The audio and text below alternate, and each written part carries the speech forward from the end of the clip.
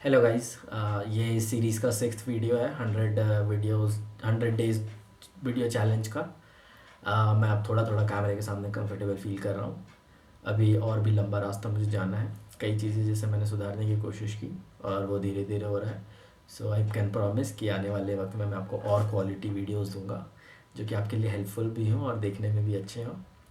तो आज हम जिस टॉपिक पे बात करेंगे उसका नाम है इमरजेंसी फंड्स। इमरजेंसी फंड आपके इन्वेस्टमेंट का एक वो पार्ट होता है जिसमें कि आप अपनी सेविंग्स को एक ऐसी जगह रखते हो जो इजीली एक्सेसिबल और अप्रोचेबल हो। दैट इज़ आपको जब भी उसकी ज़रूरत हो, दैट इज़ सबसे ज़्यादा ज़रूरत हो। ये नहीं कि आप कहीं बाहर गए और आपको 5-10 रुपए की प्रॉब्लम हुई और आप उसको ईजिली छू सकते हो। वो आपसे 1 आर्म्स डिस्टेंस पे नहीं होना चाहिए, वो आपसे तो इतने दूर होना चाहिए कि कंफर्टेबली आपको मिल सके जब आपको सबसे ज़्यादा ज़रूरत हो, लेकिन आप उसको तब टच ना करो जब आपको हल्की फुल्की ज़रूरतें हों। जैसे फॉर एग्जांपल आप कोई इलेक्ट्रॉनिक का सामान खरीदने गए और आप उस परचेज़ को अवॉइड कर सकते हैं, लेकिन जस्ट बिकॉज वो 500 रुपये घट रहे हैं तो आपने उसको छू दिया। ऑल्दो छुआ जा सकता है, ज़्यादा कुछ डिफरेंस नहीं पड़ेगा, लेकिन आप उसकी जो कंसिस्टेंसी है उसको एक तरीके से हैम्पर करोगे। तो इमरजेंसी फंड काफ़ी थोड़े से डिस्टेंस पे होना चाहिए और बुरे टाइम पे यूज़ करने के लिए होना चाहिए। Emergency fund mainly liquid funds में करता है। ये आपके नॉर्मल फंड्स नहीं होते हैं।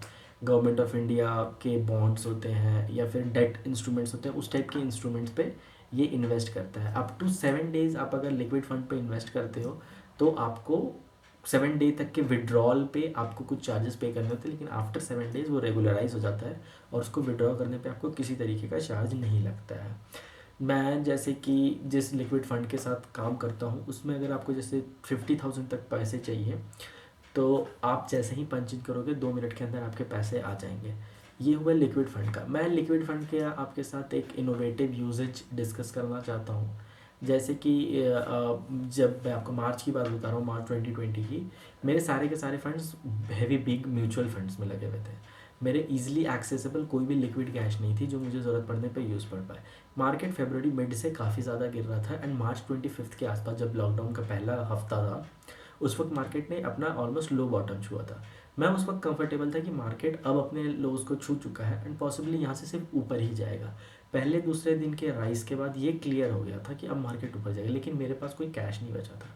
अगर मैंने उस वक्त इमरजेंसी फंड बना रखा होता सिर्फ परचेजेस के लिए तो मैं ये कर सकता था कि मैं उसको झट से झट लिक्विडेट करता, अपने अकाउंट में ट्रांसफ़र करता, अपने डीमैट अकाउंट में डालता और मुझे जो भी चीज़ें डिस्काउंटेड प्राइस पे खरीदनी थी वो मैं खरीद सकता था, क्योंकि वो उस रेंज में पहुंच चुका था मेरे सारे म्यूचुअल फंड कि मुझे सब पे ऑलमोस्ट 20 to 25% तक का लॉस हो रहा था। तो या तो मैं ये करता कि मैं लॉस बुक करता उन पे और उसके बाद यहाँ था मैं जानता था कि मार्केट कुछ टाइम पे दोबारा रिबाउंड कर सकता है या करेगा, तो मैं उनको नहीं छूना चाहता था। वही इमरजेंसी फंड का ये एक इनोवेटिव तरीका हो सकता है कि आप उसको रखें और जिस दिन मार्केट का आपके मर्जी के हिसाब से गिरे या फिर कोई ऐसी चीज़, कोई ऐसा स्क्रिप्ट है, कोई ऐसा स्टॉक है जिसका प्राइस आपके मन मुताबिक आ जाए, तो आप उस दिन उस लिक्विड फंड को ला सकते हो और आप उससे वो परचेज़ कर सकते हो। लिक्विड फंड रखने का कोई हार्ड लाइन रूल नहीं होता है, पर ये एडवाइजेबल होता है कि 3 महीने से 6 महीने तक की सैलरी जो भी है आपकी, उसको आप अपने लिक्विड फंड में रखो, ताकि इन इवेंट ऑफ डायर नीड, जैसे खुदा न खास्ता आपकी जॉब चली जाए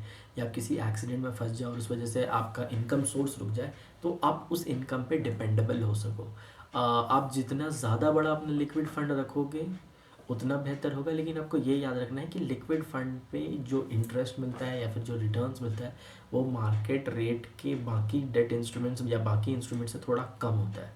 तो आपको एक परफेक्ट बैलेंस बनाना होता है। बी पैसा वाइज आपको इन्हीं सब चीज़ों की नॉलेज देता है कि आप कैसे इन सब चीज़ों को बना सकते हो और कहाँ कहाँ से आप सारे के सारे इन्फॉर्मेशन इकट्ठे कर सकते हो। हम एडवाइजरी में नहीं है, बट हम इस चीज़ को प्रमोट करते हैं कि आप किसी भी तरीके का फाइनेंशियल डिसीजन लेने से पहले खुद को इतना एजुकेट ज़रूर करें कि आप किसी तरीके के गलत इंस्ट्रूमेंट में ना फंस जाएं, और अगर आप फंस भी जाएं तो आप अपने लॉसेस जल्दी बुक करें और बाहर निकल के किसी दूसरे अच्छे इंस्ट्रूमेंट की तरफ जाएं जो आपको स्टेबिलिटी और सिक्योरिटी दोनों दें। बी पैसा वाइज आपको ऑल द बेस्ट विश करता है एंड हमारे साथ जुड़ने के लिए थैंक यू। Bye bye.